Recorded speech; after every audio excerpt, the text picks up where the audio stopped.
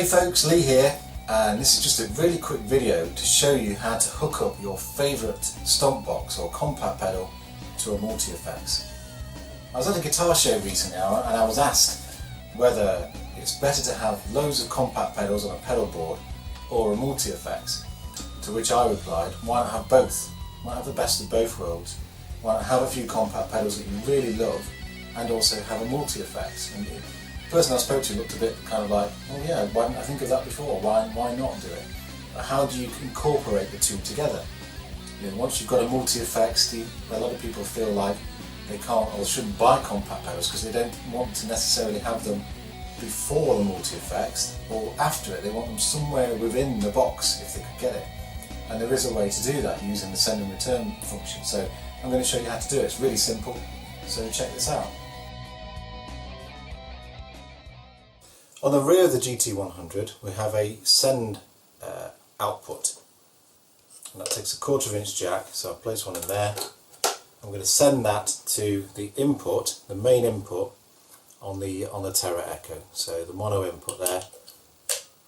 Then we're going to come out of the Terra Echo by the mono output and then back to the GT100's return socket. Done.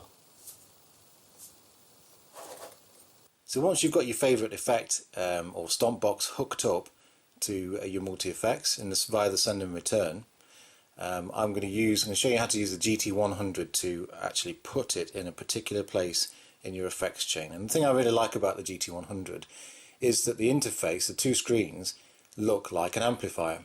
So I know how to use an amplifier, most people do know how to use an amplifier, so I don't need a degree in multi-effects programming in order to use the GT100. Gain, it does what it says on the tin, it alters the gain, so changing and using this knob changes the gain. You can see that moving the dial on the screen. Same with the EQ settings and the overall level. I can even change the amp just by dialing and changing the amp settings there. Look, you can see it's changing the amp type as I use the knob. Really quite simple to use. And the next thing I need to get into is the effects chain. So I'm going to press just to the right of this, the effects button. So pressing the effect button on the right hand side of the screen brings up the effects chain. And you can see here, this is the guitar in here, and then we're travelling along the effects chain just by rolling the select button there through the preamps and any effects that we've got in here. And if you've never seen the GT100 before, it's really simple to use. You can switch on and off the effects using the little knob there.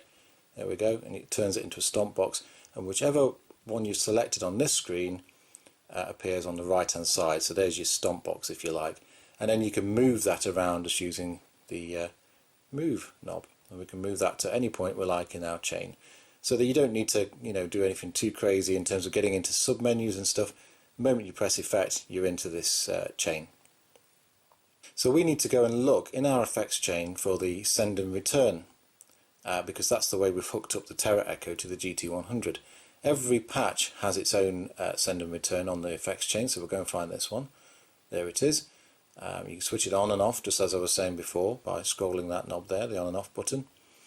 And over to the right hand side shows the send and return details. So this is the level from which we're sending the GT100 signal to the Terra Echo, and then we can define how much of that we get back from the Terra Echo. So if you've got a pedal with a particularly high output, you can turn that down a little bit.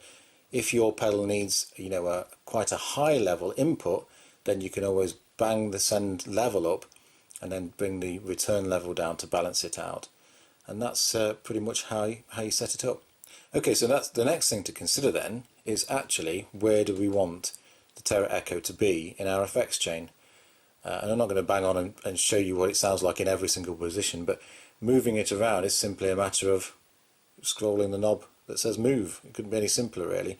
So you could put it right at the beginning, so we're sending it from the guitar into the GT100 straight to the Terra Echo here, then back in and then straight through the effects chain.